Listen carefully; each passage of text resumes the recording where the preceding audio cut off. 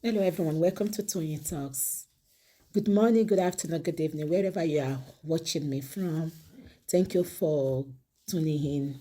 We appreciate you. Thank you for your comments. Thank you for your like. And if you're a new subscriber here, please don't forget to hit the subscriber button so that you don't miss out on our videos. Yes, let's dive into this. Today's video is going to be Let's watch it right now. Thank you. I'll see you in my next video. Stay safe, stay blessed. I love you all. Bye. Yeah.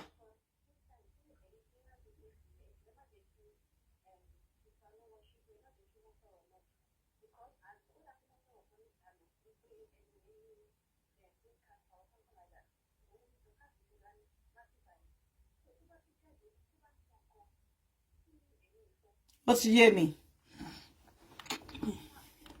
Bẹ́ẹ̀ ni. Yan lọ́wọ́ ṣíbí bẹ́ẹ̀ ni. Okay, no problem.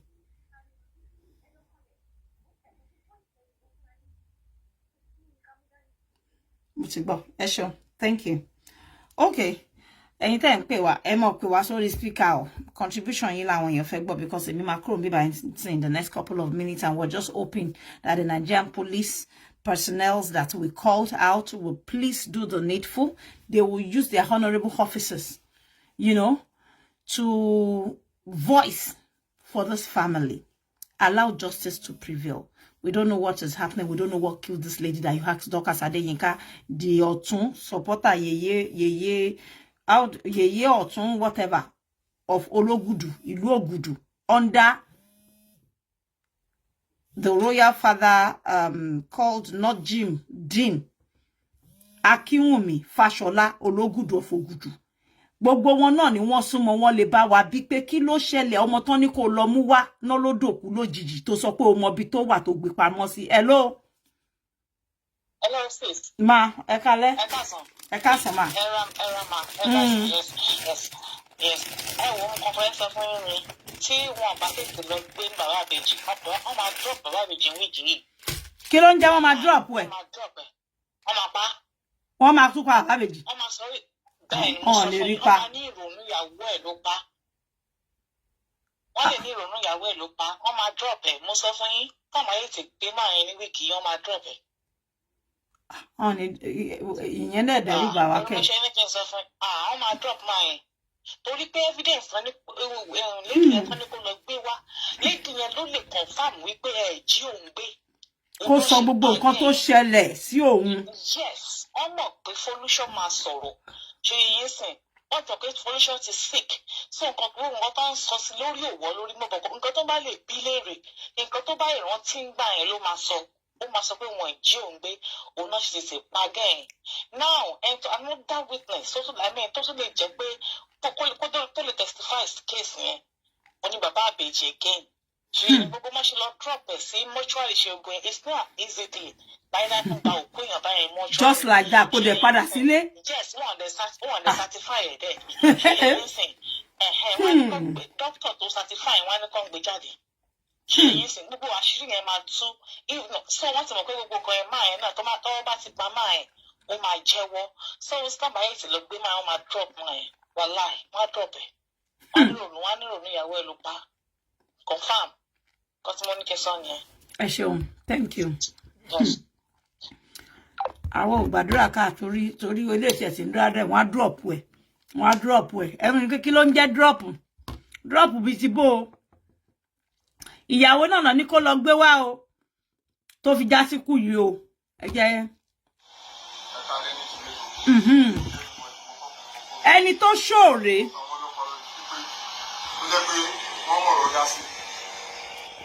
Ẹni tó ṣòre.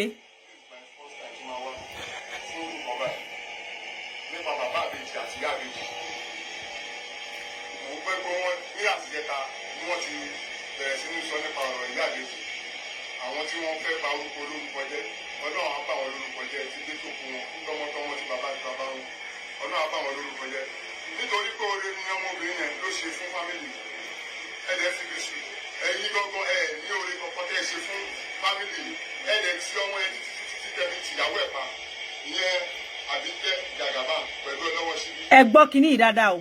Now, bọ́lọ̀ ṣe jẹ́ nílé. Alájà rí lójú kọ́sì. Alájà rí ìyá àbèjì lójú ọ̀nà tó bọ̀. Ó ní láti sọ fún pé ó ń tọrọ owó. Kí ló ṣe tó ń tọrọ owó wọ́n tó máa kọjá wájú ṣọ́ọ̀bù? Ó dẹ̀ ní pé ṣókùn bá rẹ̀ pẹ̀ ṣé ó máa wá pè. Ó dẹ̀ sọ pé òun fara mọ́. Wọ́n dẹ̀ bí bẹ́ẹ̀. Lẹ́sẹ̀kẹsẹ̀ ni wọ́n fún ọmọbìnrin lówó. Àròjù eléyìí dáadáa. Alájò dé kó lọ sẹ̀lẹ̀ wẹ̀, ó lọ ra gbogbo ẹbí tọmọdé lò, ó ra gáàsì, ó ra pot, ó dẹ̀ ra fóònù fún ọkọ àtìyàwó wọn. Náà ó lẹ̀ lọ́ba 500,000 sínú àkáǹtì wọn. Ó dẹ̀ sọ fún ẹ pé àwọn náà máa tà láti àwọn ní àkáǹtì wọn pé kó sọ fọ́pọ̀ ẹ̀ kó pe ọpẹ wá. Ibi tó sọ kó pe ọpẹ wá ní àríyànjiyàn. Èmi ò mọ̀, wọ́n sẹ̀ǹdẹ̀ sí mi. Náà ìgbà tó kọ́kọ́ pé báyìí lọ́rọ́ rí fún ọyàn tètè sọ fọ́pọ̀ torí ó ti sọ fún alájà pé ọkọ òun tó máa kó yẹn fọ́pọ̀ òun á lọ fi kọ́ díẹ̀ tó wà ní Ìbàdàn. So ó ti gbin kíní yẹn sílẹ̀ ìyẹn ni wàhálà yẹn tó wá ṣẹlẹ̀. Náà wọn kówó yẹn lẹ̀ ìyá alájà ìjókòó tadé ní kí ìyá àbèjì máa lọ sí Ìbàdàn. Ọkọ ẹ lọ bá bẹ̀ láti bẹ̀ kó tó lọ sí Ìbàdàn wọ́n ti kó sọ́kọ àtìyàwó nínú. Ẹ máa gbọ́ o. Alájà dẹ̀ sọ fún ẹ fáwọn nìkan máa bá wọn kọ́ má dà wọn lò ní òbílẹ̀ wọ́n ti gbà. Did you say that's about Ibeji brother? I don't know if he's the brother. Oh, show it on me. I hold on, no. What it okay? What happened? BC, Oti delete kiniti mo play ni. Is this that will help me to download it again? Budada. Me o moru query ton sorrow. Someone sent it to me. If you know her, him rather, whoever that is, that man is. Kindly put his name here. But I'm going to, that's the guy that is compromising. I'm not going to say anything, to the guy or against him, because you see, when one is under duress, because if you would DLN, you will spill any rubbish. You will say anything. Thank God I said I was not even a part of this case. I want more minority, I want more Ibiton online. And they did not just take them. The case was reported to the police. Whichever one they paint it or they try to package it, the police were fully involved. And they have evidence that is provided from Facebook, which is where Ibeji and the children were found. Wọ́n kò dédé gbé wọn lọ fọ́lọ́pàá pé nǹkan báyìí. Wọ́n kó evidence nǹkan tó ṣẹlẹ̀. Ẹ bá wá fẹ́ repackage ẹ̀. Kẹ́ fẹ́ change narratives. The evidence that were seen on the first day that you brought them online cannot be doctored. Awati gbe, adeti gbe fáwọn ọlọ́pàá. Báwọn dọ́pọ̀ bá wá ṣiṣẹ́, ìyẹn lẹ wá máa fà mọ́ra yín lọ́wọ́ from office to office. Is the one of the suspect that is at large. Okay, they said this one now is a suspect. So if Dorcas know where he is, wherever Dorcas, did this video to have posted it on her wall, it means that she knows where he is. If this one is a suspect, òun náà ló máa fún wọn. Folusho náà tán ní kó lọ gbé wá. Ṣé ẹni tí àbúrò ẹ̀ kú tó jẹ́ ẹ̀jẹ̀ gangan, ṣó yẹ kó gbérù nǹkan báyìí? Ǹjẹ́ ó tara? Ǹjẹ́ tán bá tọ́jú ẹ̀, ajá síkú, gbogbo ẹbí dà? Tolú fún mi ní picture àwọn gbogbo ẹbí yẹn, máa fi wọ̀nyí. Fún mi ní picture gbogbo àwọn ẹbí yẹn níbí báyìí. Máa fi wọ̀nyí kẹ́ wo nǹkan tó ń pè ní ẹbí, not one person àtẹnu, tẹ́lẹ̀ bribe. No. The entire family. When I say family, I mean olórí ẹbí bàbá ẹ̀, ilé tó ti jáde wá gangan ibi tó ń gbé. She does not live with her mother. This guy, wọ́n sọ pé ilé tẹ́ ń pè yìí, wọ́n ní ọba kan lòun step brother. The one that called in the other time is the same mom and the same dad as Folusho. And he's been the one that has been following her to virtually all the offices where she's been present before she met her untimely death. Before Dorcas, whisked her away with her children. Ọmọkùnrin tó pè wọlé lẹ́ǹkan, ojú ẹ̀ wà visible pẹ̀lú kéèsì yìí gbogbo bí tán lọ pátápátá ló ń tẹ̀lé wọn lọ. And he's been calling for more than 5 months ló ń pè mí. Ẹ jẹ́ n fi ele wọn yìí kẹ́ wò yàtọ̀. This is àwọn máa play àwọn kankan fún yín bíbá yín sìn. Bí àwọn ẹbí wọn ìṣe welcome ó yàtọ̀ sí ètè lọ gbé kíní sójú ẹ̀. Next time tẹ́ fẹ́ ṣe irú nǹkan yẹn ẹ ṣí fìlà ẹ̀. Ẹ jẹ́ kí ó fi ojú ẹ̀ address àwọn ọlọ́pàá tó bá débẹ̀. Evidence versus evidence. Now wọ́n sọ pé kéèyàn lọ gbéyàn wá. Olóòmọ bí tán wà, ó sọ fọ́lọ́pàá pé you will produce them. On that basis, you were released, granted bail. Dorcas, you were granted bail, right? 4 weeks after you promised to bring Ibeji in alive with the children was when we suddenly received the sudden death news. What is happening? Why did it take you 4 weeks? The first week after which you left Abuja should have been more than enough 7 days for you to produce this lady. Maximum 10 days. You should have been able to reach out to her and the children, since you told the police that you know their whereabouts. How come what we are hearing today is that she passed away mysteriously on Friday? What took you that long? I will not bother myself to be asking all those questions. Thank God you are in Nigeria. Odewapola, and I can come, make myself available anytime. Trust me. Trust me. I just got back last month, isn't it? But wame. Now my wa play oju gbogbo àwọn ton je ẹbí Folusho at large. Not the kind of yiti wo se yen. Ton ba niyan gbo ọmọ lọ́wọ́ ẹbí, ẹ gbọ́ video, ẹ gbọ́ gbogbo nǹkan sì fún mi ní video bí tí ìyàwó olórí ẹbí wọ́n tin sọ̀rọ̀ yẹn. Mo ń bẹ̀rẹ̀ lọ́wọ́ Shibi ni. Now, ìhun ton pè lẹ́bí rẹ̀, gbogbo ẹbí Folusho rẹ̀. Pátápátá at large. Sori. Ẹ̀gbọ́n Folusho, àbúrò Folusho, gbogbo àwọn ọmọ ẹbí, mo ń bọ̀ o. Ẹ jẹ́ n fi mí wọ̀nyí. Ìyá àti bàbá Folusho rẹ̀. Did you see that? Àti ẹ̀gbọ́n ẹ̀. This is the guy that called in now. Ṣẹ́gun. Ele nìkan la sọ lè sọ pé ó wà educated díẹ̀ nínú ẹbí wọn and is also sound when he talks. Now Ṣẹ́gun rẹ̀. Ọlọ́wọ́ Shibi nìyẹn. Ni Ibonose ti Yele, I think it was in Alausa. You can see the structures behind. You can see the floor as well. This was Ministry for Domestic Violence, Abike for Women and Family Affairs. Right. That is the woman in question. Mama, a mother and a father at Yeye going.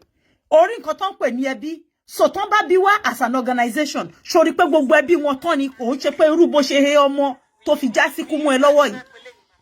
Àwọn ẹbí wọn rè. Ṣé ń gbọ́? Ṣé gbọ́?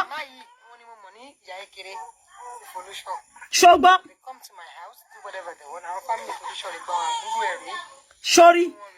Sori gbogbo ẹbí wọn. Ìgbà tí mo dé inú wọn dùn, wọ́n yọ̀ mọ́ mi. Ayọ̀ mọ́. Wọ́n ti miss you. Ayọ̀ sí o. Ayọ̀ ní kẹta. Ṣé ń gbọ́? That is Folusho's family. God bless you. This is Folusho's family. Reunion ni mo fẹ́ pè léyìn màmá rèé. Wọ́n ní mo jí Folusho gbé o, ilé Folusho rèé o. Gbogbo ẹbí Folusho rèé. Ẹ jẹ́ n tún fún yín ní hold on. I'm going to play another one where tí màmá yẹn fún ara wọn gangan sọ̀rọ̀. Oh, hold on.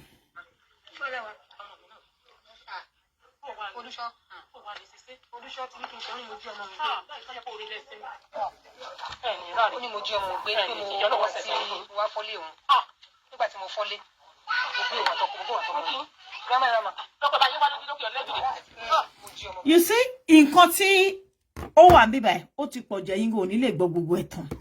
Kẹ́ wá gbogbo nǹkan tí àwọn ẹbí wọn sọ. Àwọn ẹbí tí ikú ṣe ọmọ wọn nìyẹn. Gbogbo ohun tí Dorcas ní kọ́mọ yẹn máa sọ.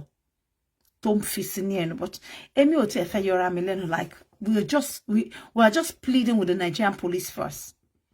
To all the people that have been calling for you to bury this case, especially the woman I called out, which is Madam Rosula. Listen, Nigerian police, she was with me before. We used to work together.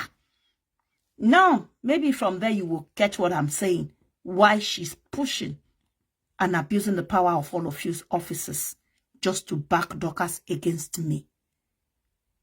There are a lot of things to be questioned there, but I won't come out to disrespect her. I will only expose that she's been one that is misusing the power of all of his officers to let Dorcas go scot-free with all the atrocities she's been committing in Nigeria.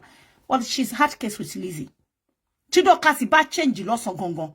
Ó change nítorí gbogbo oyè tó lọ ń jẹ lọ́dọ̀ ológùdù of Ògùdù. Ọba Ọjọ́ta, Ògùdù Ọjọ́ta, Kábíyèsí náà Jim Dini, Akínwùmí, Fáṣọlá. Àgbúrò yín púpọ̀ bọ̀ àgbé yín wá. nítorí gbogbo nǹkan tó ń ṣẹlẹ̀ sódà bẹ́ẹ̀ yìí náà bá lè bá wa fi gúngún òtòlù tó àtàgbàlagbà pé ọmọ tán ní kó lọ gbé wá láàyè kí ló dé pé òkú ẹ̀ la rí ọmọ tó promise 11 and 8 pé gbogbo nǹkan ó máa fún wọn mọ́tò máa fún wọn nígbà kí ló dé tó jẹ́ pé ìyà kò sí oúnjẹ kò sí nǹkan kan níkùn wọn níbi tí wọ́n ti bá wọn kí ló dé tó jẹ́ ọmọlẹ̀ ní October tí wọ́n ní wọ́n gbé wọlé tí wọ́n gbé wọ̀ tán ló dàbí òkú ní November working corpse. So gbogbo ẹ̀ náà ni a máa bẹ̀ yín ọlọ́pàá pé ẹ má dá ìyá yẹn lóhùn tó bá ti ní you have to leave the girl. She may be building you police stations, but then justice just have to prevail. You just have to do what you were put in that office to do, not because of what some women or woman somewhere is telling you to do or what you have stand to gain from her. No, it's not done anywhere. That's injustice. That's injustice. It's not painting the Nigerian police force, image well out there. At all. It's not speaking well of that association.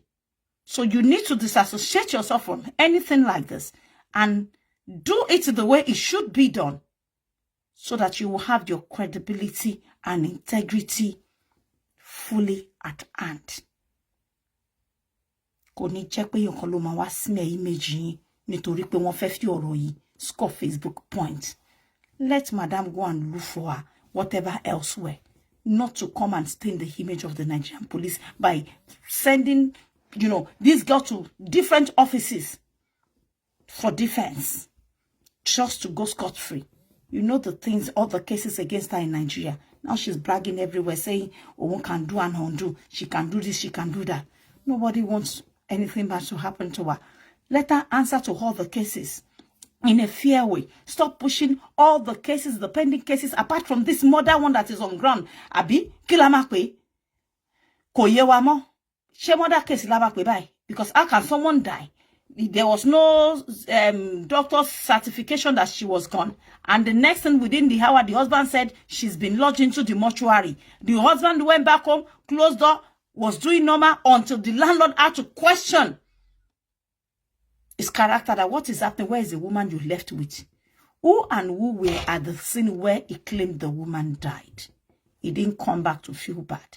And then less than 24 hours, out of 4 children that were in the house, he took the same twins that we were looking for out of the house with some visitors. He never came back with the twins, but the remaining 2 children are still in the house as we speak. What is happening?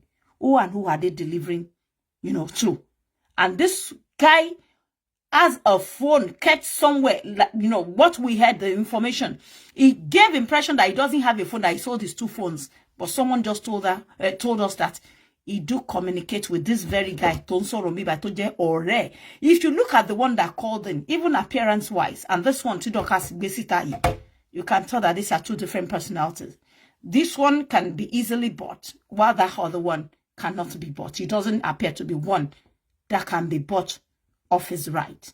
So yen mo ton se yen lomo ya ọmọ bàbá pẹ̀lú olóògbé pẹ̀lú ọmọ tó kú. Ipò wo ni Dorcas fi jálẹ̀? As an NGO, she owed her the duty. Whether maybe she doesn't know what an NGO is. You are compelled, if she's in need, if she's vulnerable, as long as you have taken her in, you cannot leave her half dead. You cannot leave her the way you did not meet her. We have all the pictures of the girl. Ni ori biba bo se nsere fún mi lára àwọn picture ẹ. She was sound and LD. Number.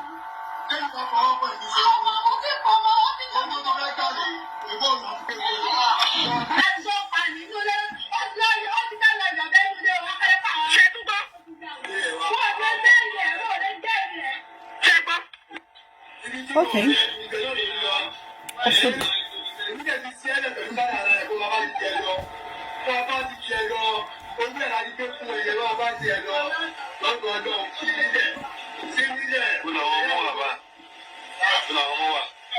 Folusho ni yẹ kó rest in peace. Kọ́lọ́hun testa fẹ́fẹ́ rere o.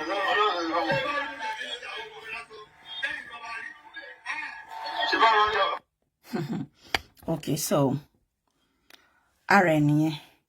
Mo tún wá fídíò, ṣó lè fún mi fídíò ìgbà tí ó kúrò ní ọ̀dọ̀ wa gangan. Which one is this? What date is this sent to me? Not today. Anyway, Losuri, Abike, Jagaban Helping and Foundations. I think we have a picture there. The last time we saw her before we start the duty, because I'll be rounding up very soon. Pardon me. I need to go on. We'll continue this tomorrow, and we'll continue to call on the police. Auntie Rosula, le dasi case Dorcas. Mi ò lè gbà fún yín. I swear, lè gbà. Lè gbà fún yín. Go and do your thing. You don't have to continue to support injustice and be blocking people from getting justice when it comes to Dorcas and some of those girls that you picked on Facebook. I've told you to desist from your interest in fracas. You were with me before, and I know the things you do with me. You know I don't like to call your name, but I'm telling you again, go and desist, refrain from supporting fracas people. Because thing got them for me. What you so far Thomas about be a daruko. Mo pe emi Abike kúrò nu gbogbo wọn pátá tí ò ní dárúkọ. Ko kan won mi dárúkọ ni. I have informed your people you are fully involved in fracas. You've been sponsoring a whole lot of us for long. For long, including myself. But now, you can see the level is going. You have your own children, either adopted or biological. What is your interest in fracas? Huh? Tell the world, the police should ask you, Madam Rosula, Ato, what your interest in Facebook fracas is. Now you can see it's claiming lies, Auntie. What do you want from it? What do you stand to gain? Why are you backing Dorcas in all she does? Are you happy that this girl is dead now? Are you happy? If this was to be your own daughter, would you be happy? Because everything that will go against Abike Jagaban's, policy is what you would do. Everything that will go against Abike Jagaban's happiness is where they will find you. Go and refrain from all this. As mighty as you claim to be, you can't find any other place where you can flex your wing than in fracas. This was one of the things that caused you and I separation, where I told you to go. I don't want to see you. I don't want you around me. I don't want to have anything from you. Just go. You need to refrain from it. I have called on all the police that I know that are involved in this case. They need to tell you to refrain and desist from getting yourself involved with fracas people. We know you've been doing it underneath. You've had your fair share of fracas. And now you've gone underneath to continue to support Dorcas. You were the one that introduced her to most of the officers she's been penetrating, where they've been giving her support today in the Nigerian police force. You are the one giving her the link. Amogboboyi, the former DIG's wife, I called her out as well. Trust me. And her husband called her to caution immediately. You are still there. For all the offices she's been using lately, it is your connection, and that I know. Now, are you happy with what is happening? What do you stand to gain? I keep asking you this question for the past 5 years that I stopped talking to you. Allow the new and the younger generation to have their happiness and peace. If as an elder you don't know how to settle fight and to be sponsoring them, giving them money left and right to clash, you will enjoy watching fracas. Abi? And you call yourself a philanthropist. If they don't know you, me, Abike, know you more than all of them do. Refrain from it. Refrain from it, I warn again. Now that it's been claiming lives, ilé ìfẹ́ fagbára wọn tòun fẹ́ fagbára wọn ṣó ti ń dùn mọ́ yín nú. Ó ti ń dùn mọ́ yín nú bá èèyàn ti ń kú. Ọmọ tán ní kí Dorcas lọ gbé wá láàyè òkú la bá. Ṣé wà happy, Auntie Rosula? Auntie Rosemary, you're happy? Okay? We are getting there. Me, Abike, will tell you out of all of them. We are getting there. And we will get there. The rest will be left to the Nigerian police force to chase up. This is a murder case because we don't know what killed the girl that they said Dorcas should go and produce since 4 weeks ago. Why were they quiet when they did not see Dorcas show up? Oh, you want to sweep this case too under the carpet because you built them, isn't it? Because Dorcas is now your daughter. Did you tell the police I was your daughter before, that we were so close too? Tell them who I was to you and why you are waging war at me. Because you are one of the reasons why Dorcas is flexing this much. When she did Abi, because Obanla is your enemy. From a beauty world is your enemy. All of them are your enemy. You know I know more than all of them know. I do. What they don't know me, I do. Refrain from giving Dorcas support. Refrain from fortifying her.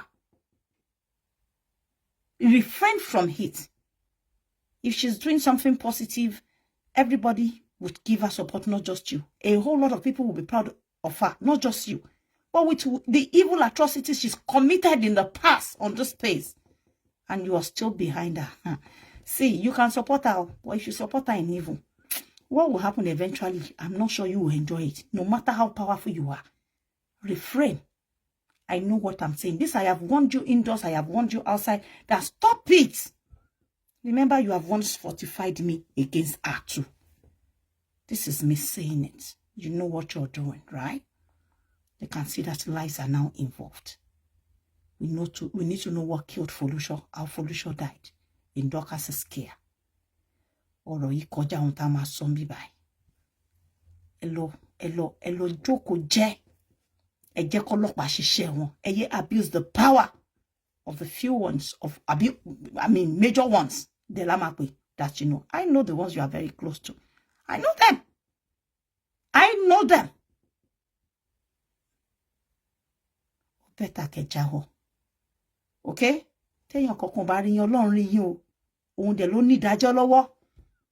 Á dẹ̀ dájọ́ yín bó ṣe yẹ àti bó ṣe tọ́. Bó bá ti tásìkò. Ẹ jẹ́ káwọn ìjọba ṣiṣẹ́ wọn. Gbogbo bí tí Dorcas Adéyínká. Yeye oge tó bá ṣẹ̀sì tí òfin ti ń dúró dè. Ó dandan kọ́ ni pé kó loose. Ó lọ lè filẹ̀. The police are there, you know, to resolve matters amicably. It is not in your own doing. The fact that you build them police stations does not mean you will not be calling into all their offices and say, throw that case. That girl is my girl. I will send this one to you. I have a lot of information in regards to that. And the better we let the police know that we know that the power of their offices are being abused. They need to know the genesis of all these cases before they give anyone support. What it all? Ẹ ti rí pé ọmọ ọlọ́mọ ti kú, ìkànnù èèyàn kan ló ti kú yìí o. Ẹ jẹ́ káwọn ọlọ́pàá ṣe iṣẹ́ wọn bó ṣe yẹ kán ṣe ṣe. Ẹ jẹ́ kán ṣe iṣẹ́ wọn. Ó ti tó o. Ó ti tó. Girl, òun ni o. Òun rèé o. Àwọn ọmọ yẹn rèé o. Tán ni wọ́n fìyà jẹ ọmọ. Àwọn ọmọ tí Dorcas lọ parọ́. Àwọn rèé o. Àwọn níjọba gbé dání yẹn for you to know pé these are all the people involved in the case. So it is not any case anybody sweep under the carpet. It is you people that were covering the truth. You know the truth and you were covering it up. What do you get? And you are supporting her. All the police ask her is evidence against her allegation, evidence to back her allegations. Go and produce this woman within so frame of time. Why did it take Dorcas? Because someone somewhere must have told her, go and do what you have to do. The police cannot do anything to you. That is why it took her a whole month to produce this girl.